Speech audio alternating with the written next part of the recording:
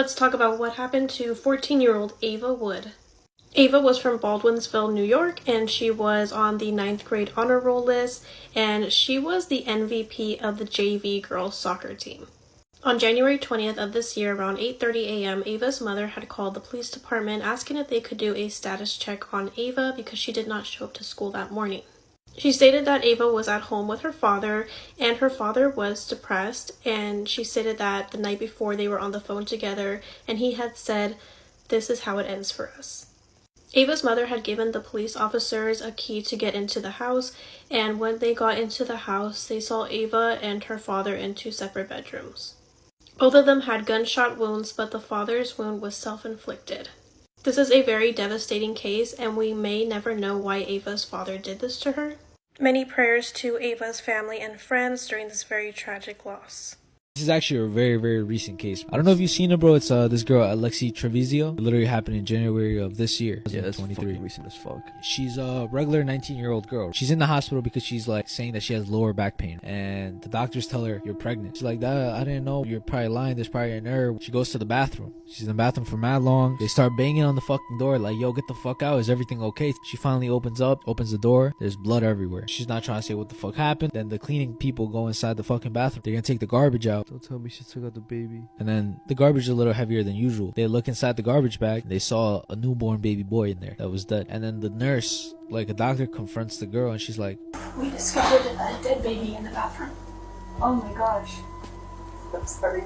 It came out of me and I didn't know what to do. Lexi, I told you about this. I just asked you, baby, to tell me the truth. Scared. It was not crying or nothing. Like, how big is the baby? It's full term. What? Nothing, 9 months? nothing was crying. she doesn't go to jail. She's allowed to finish school. She has no ankle brace, nothing. So she's free. But then they find out, they do an autopsy on the baby. The reason that the baby was dead is asphyxiation, like lack of oxygen. It's okay that they're... Gotta go. I'll hold your stuff. No. Wait, open it. Open it. Thanks, y'all. Oh! Oh! Okay, so she's calling the police so we can see if it's actually... This video was uploaded to TikTok by a group of teenagers who had been randonauting in Seattle, USA, when they made the gruesome discovery of the dismembered remains of Jessica Lewis and her boyfriend Austin Wenner. They had been shot and dismembered. For those of you that don't know what randonauting is, it's exploring using the Randonautica app to travel to random places. The app gives you specific coordinates that you have to follow, and you never know where you're going to end up or what you're going to find. The couple's landlord, 62-year-old Michael Dudley, was arrested, and he was the main suspect in the case after neighbours had heard him arguing with the couple before they went missing. When police searched his house, they found bullet holes in the wall that Michael couldn't explain, blood in the couple's room, and Michael had also painted the house. Michael is currently awaiting trial now, and his bail has been set at $5 million. Yeah, I've just killed my wife. You just killed your wife? Yeah. Okay. Bit different for you tonight, I expect.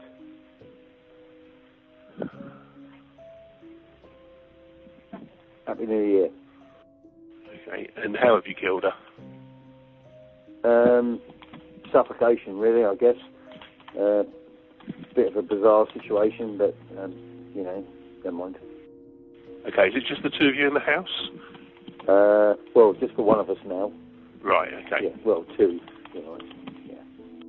Okay, is there any other sort of issues that the officers need to be aware of when they come into the house? Is there anything no, dangerous? not really. You know, I'm not violent, I'm not nothing. Okay. Stephen, can I just get you to go and answer the door? I believe we should have some officers there. Are you able to just go and speak to them? Okay, they're here now, are they? They should be there. All right, I'm on my way. Hang on a Okay. moment.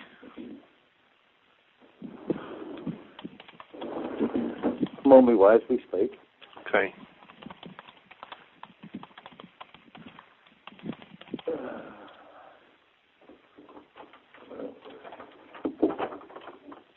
Hello. Oh, hello, buddies. How are you? All right? Yes, I'm well, thank you. Yeah, okay. My father-in-law killed me with an axe in front of my father.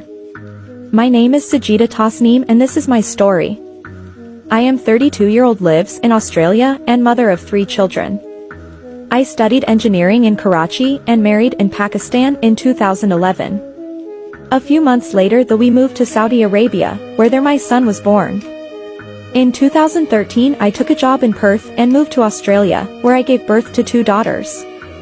My husband did not continue working in Australia and eventually took a job in Bahrain, while me and my 3 children remained in Australia, where we all received Australian citizenship. My husband Ayub Ahmed started pressurizing me to leave Australia and relocate to Pakistan with my 3 young children. I wanted to go back to Australia for the better education of my children, but my parents-in-law had confiscated the family's passports and opposed the move. On June 11th, 2022 my father-in-law Mukhtar Ahmad started arguing with me about my plans to return to Australia. At 1:45 p.m. my father come to visit me and he saw Mukhtar Ahmad hurling abuse at me. He rushed into the bathroom where he found Ahmad had stuffed a cloth in my mouth to muffle my screams and was swinging an axe on my head. He threatened to my father, if he moved then he will kill me. My father feared for our lives and did not move. Then Ahmad hit on my head with an axe and I died at the scene. A police deputy superintendent Syed Saklain Jaffer said Mukhtar Ahmad had been arrested and charged with murder. Jaffer said the crime tool, the axe through which the murder was committed, has also been recovered and it shows the involvement of Ahmad. My 3 children were now live with my parents and the Australian embassy had been in touch. I sacrificed my life for the good sake of my children, but I lost without achieving my goals.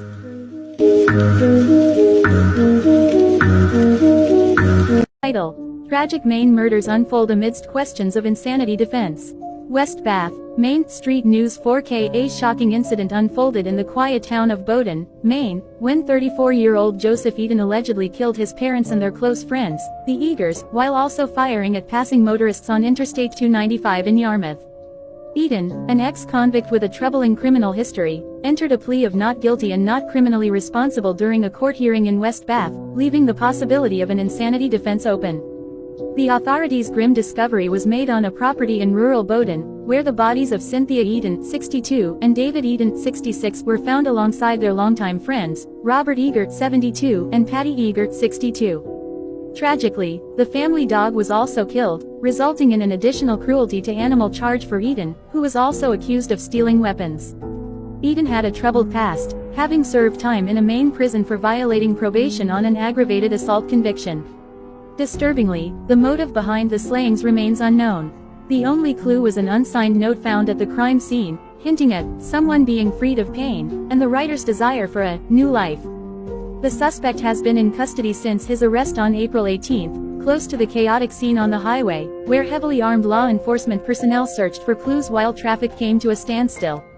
In the aftermath of these wicked crimes, Eden's defense attorneys are considering the possibility of an insanity defense. Andrew Wright, one of his attorneys, stated that they are waiting for more forensic information and full discovery before deciding on the best course of action. The incident has left the local community in shock and mourning, struggling to comprehend the tragic loss of life and the circumstances surrounding these senseless killings.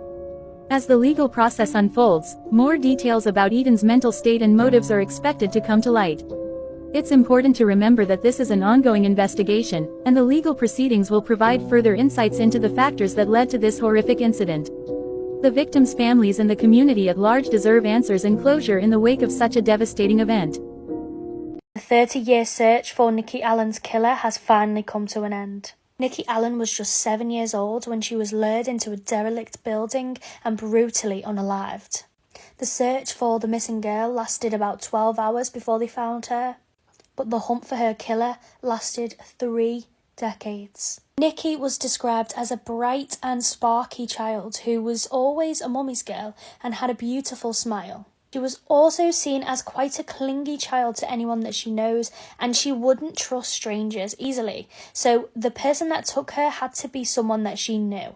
Nikki went missing on a cold October night in 1992, and the news of her disappearance travelled so fast. Dozens of friends, families, neighbours were all looking around and searching for Nikki in the area of Hendon on the south bank of River Ware.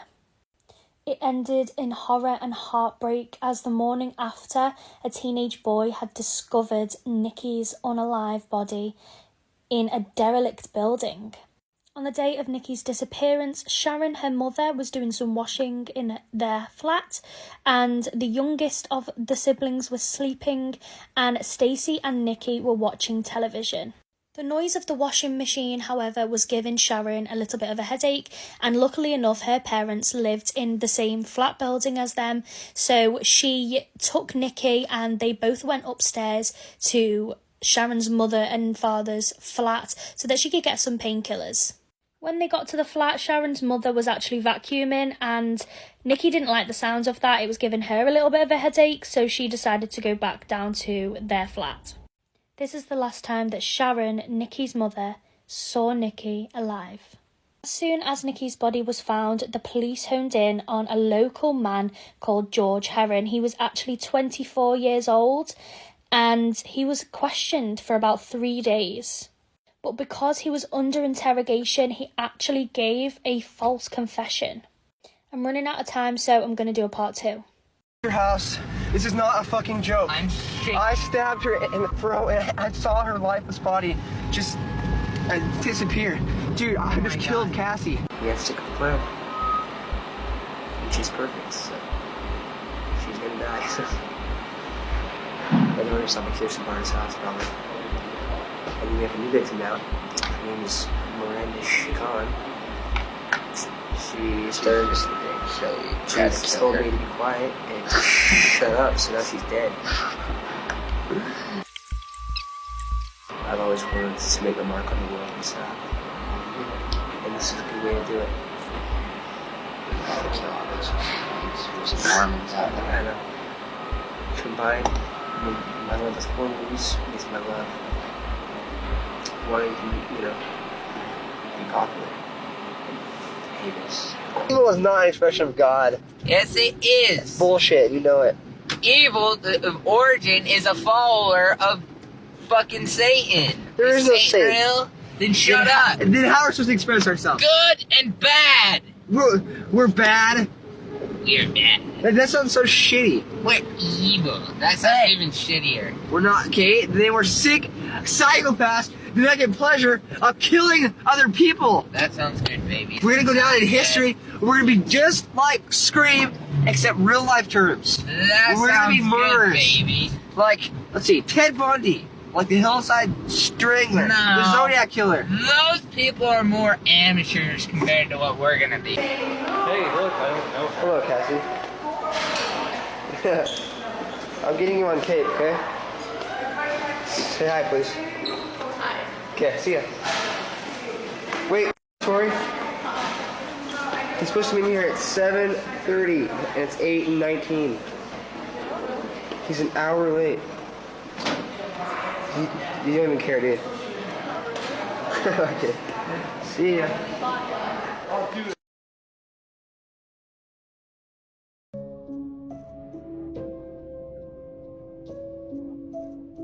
How are you feeling this morning? A little numb. I mean,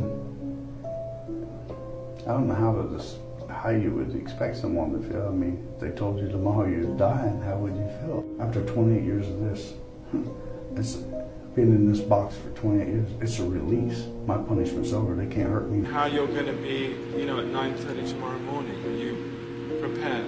I'm prepared. I'm all right. I'm all right with it. And how?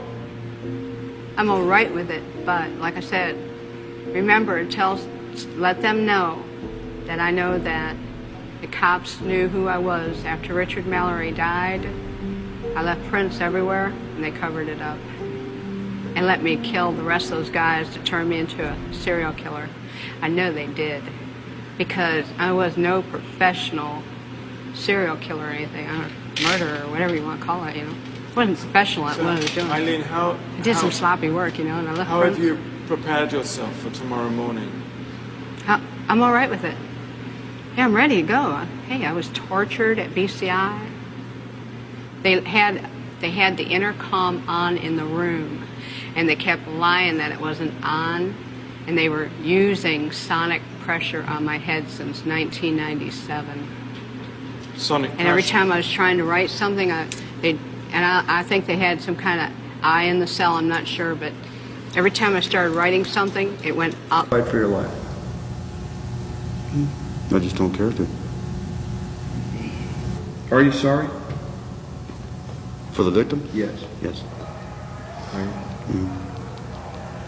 Anyone in particular? Especially the one that was the 11-year-old girl way back in 1967. And even doing that 5-year sentence, it wasn't. That wasn't enough. But it affected me, just also because I not suffered, but I thought about it. Move forward. Move forward, darling. You can do it. Step after step, he asks her to move towards him, until... When I saw it with my own eyes, I thought, how can I deny it, you know? What Gerald doesn't know at the time is that the woman in the wheelchair, who stood and walked among the crowd, was actually one of Joan's secretaries, hired for the spectacle. My personal feelings with Jim Jones were always good ones. I always thought he was handsome. Just watching him, I would just be mesmerized. Some people see a great deal of God in my body. They see Christ in me, a hope of glory.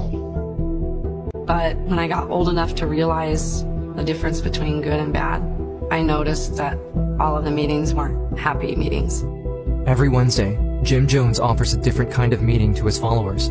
He calls them catharsis, the purging of evil. If you got caught talking to people that were not affiliated with the church, then you would be in trouble for that. Members, even children, could be called to the front and be hit repeatedly with a paddle, while the entire congregation is made to laugh at you. I would find myself looking around at all the adults, thinking to myself, you can't think this is okay. You just can't. I was scared to do anything wrong because I was scared I was going to be called up and be beaten. As the Parks family is getting ready to follow Jim Jones to Guyana, Tracy is deeply troubled. I can't figure out for the life of me why my parents went when the red flags were here. I want to give you more than I have. I want you to be greater than I am. And if you don't want to go this route, then go to hell where you want to, but don't bother me. I remember landing in a little plane on the Port Kaituma airstrip that's not very far from Jonestown. As Tracy gets off the plane with her family, the air is so thick and so hot, she can hardly breathe. The family now has to board a tractor to be taken to Jonestown. When we came up on them gates, they were standing there with guns. And at that moment, I knew I had just entered the gates of hell. I said, I feel like I'm making the biggest mistake of my life. Right away, Tracy and her family are stripped from all of their belongings, including their passports. Then, Tracy is separated from her parents. They told my parents right then and there, she's going to be staying in the kids' area and you guys are going to be going to your own cottage. I was devastated. According to Jim Jones, family bonds are selfish. But the truth is, he wants to turn family members against one another. And the best way to do that is to isolate them. Already, Tracy's father Gerald knows he's made a mistake. The next morning, while walking around the grounds, Gerald runs into his own cousin. And she said, how do you like Jonestown? I said, I don't.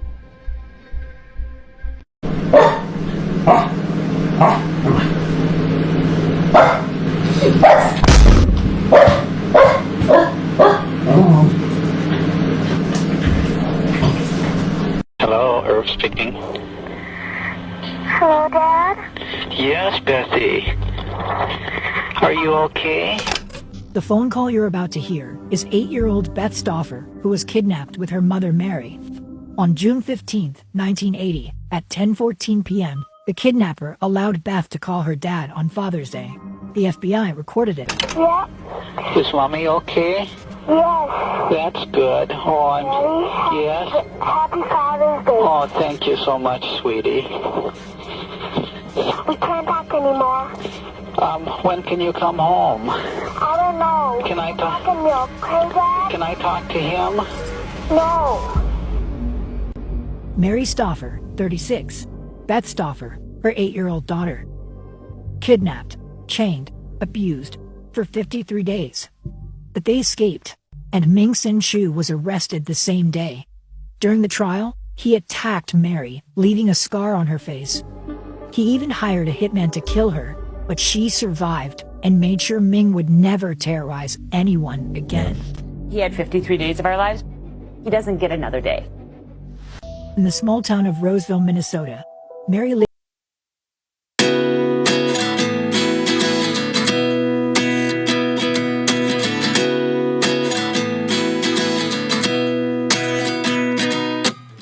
At 29 and I find myself wondering what did happen to the last 10.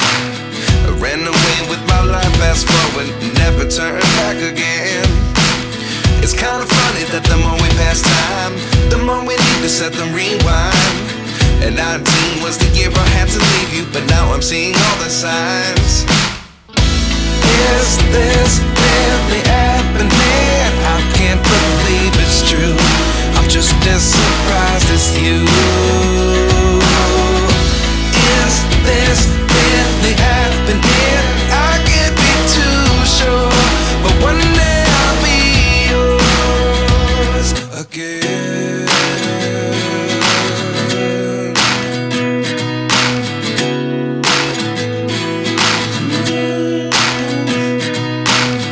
Life lessons come one in a dozen. The other 11 give something from nothing. I sit here looking for an answer. Maybe the biggest question was in the last chapter. You gave me the soul I have today. Without you I never could have moved away. But now I see what you teach. I do believe I always should have stayed. Yeah. Is this really happening? I can't believe it's true. I'm just as surprised as you. Hello, Irv speaking. Hello, Dad? Yes, Bethy. Are you okay? Yeah. Is Mommy okay? Yes. That's good. Oh, I'm... Daddy? Yes? Happy Father's Day. Oh, thank you so much, sweetie. You're fine, Dad. Oh, I'm so glad. We can't talk anymore. When can you come home? I don't know. Can I talk? Okay, Dad? Can I talk to him? No. Okay, you call again. See you soon. Okay. Bye. Bye-bye, sweetie. What the fuck? Is this thing on?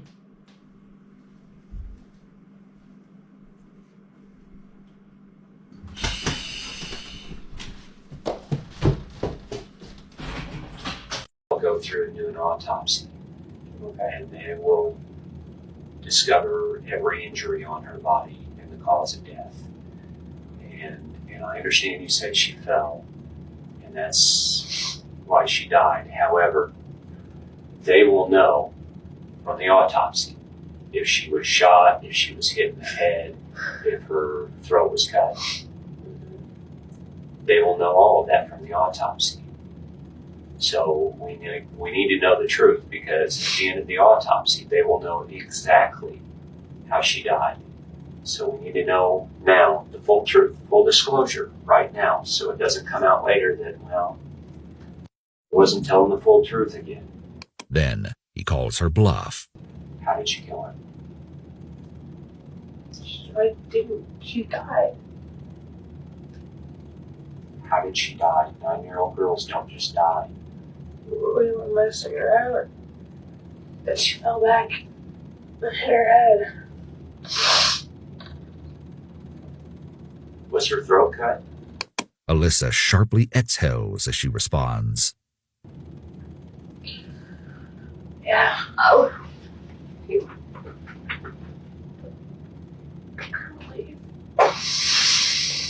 We see Alyssa's emotional appeal to her grandmother. Her emotional stuntedness appears to have limits.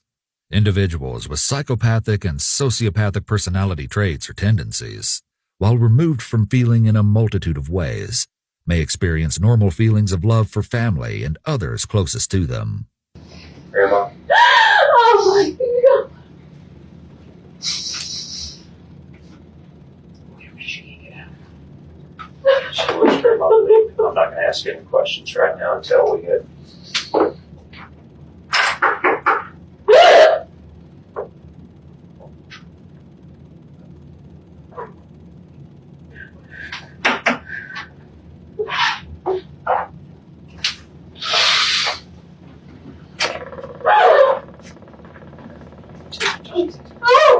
Take your time.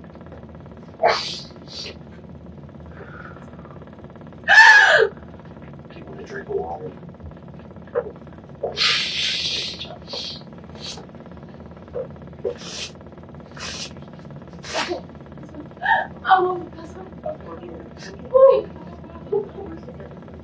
Alyssa finally admits to cutting Elizabeth Olden's throat. Alyssa's grandmother cries out in utter anguish and disbelief.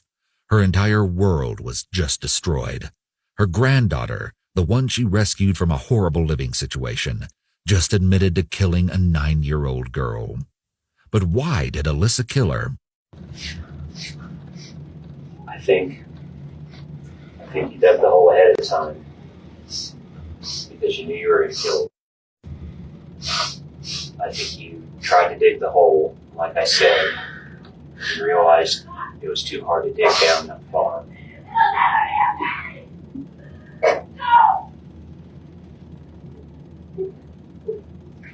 And I think you got out there and knew you were going to kill her. And then you cut her throat.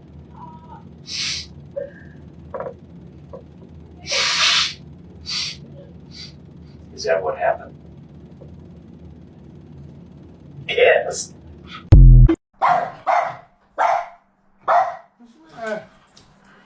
What? Look in there, mate. Look in there. What? Look in there. Oh my God, are you kidding me? What do you think I'm doing? No one is just a second. Cannot be that bad. Honey, don't you love me? I know it makes me sad. A lot of people have been tagging me in this video, so I'm here to explain the backstory to this whole thing. Now, brace yourselves, because this one is a graphic and a very long one. This all starts on the month of August 28th, 1984. An 18-year-old girl named Elizabeth went missing. Her parents went to a police station in their hometown in Austria and reported her missing. The police quickly launched an investigation that lasted weeks, but they turned up with nothing. A month later, her parents came back to the police station with a note, supposedly from their missing daughter.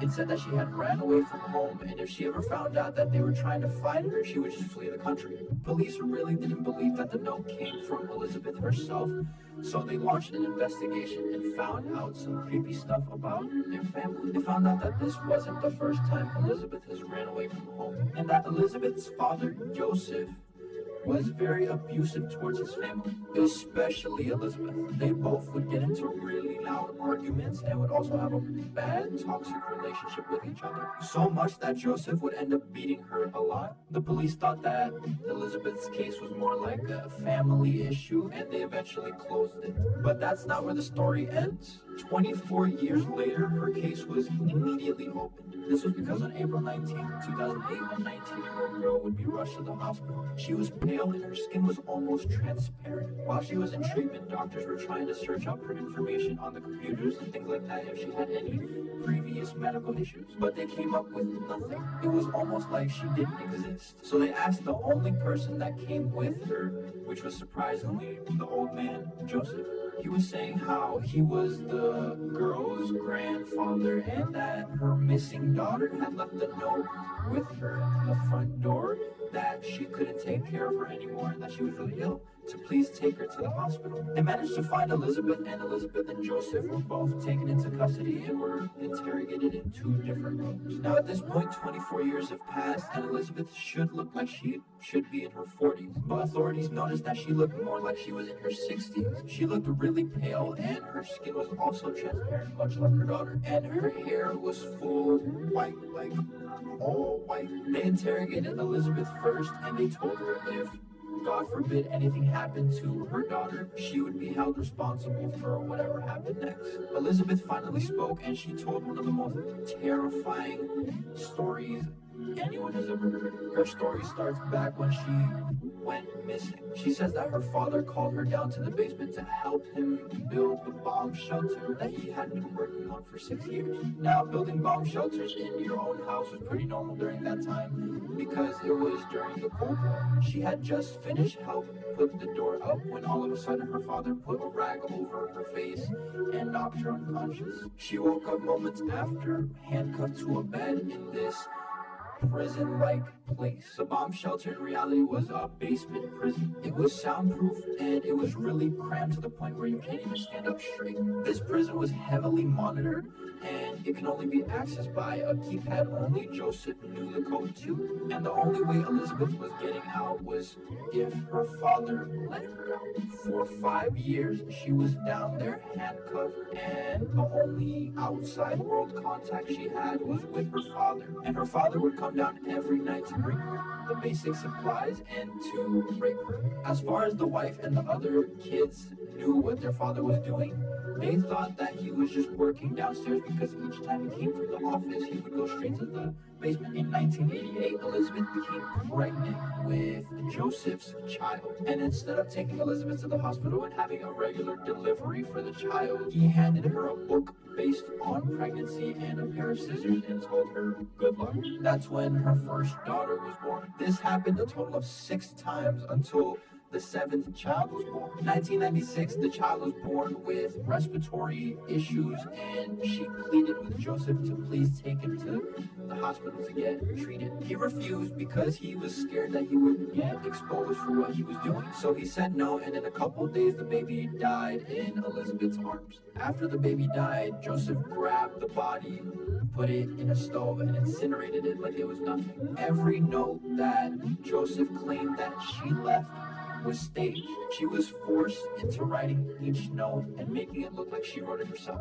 That's when in 2008, Elizabeth's eldest daughter got really sick, and she pleaded with Joseph to bring her to the hospital. That's when Joseph said yes, and that's when all his crimes came to light. Joseph was given a quick sentence to life in prison, and he is not having a fun time in prison right now. In fact, he is one of the most hated prisoners there. In 2016, he got really beat up to the point where he had all his teeth knocked out. He is now in solitary confinement, and he will be eligible for parole in 2024 when he is 89 years old. Like and follow for more.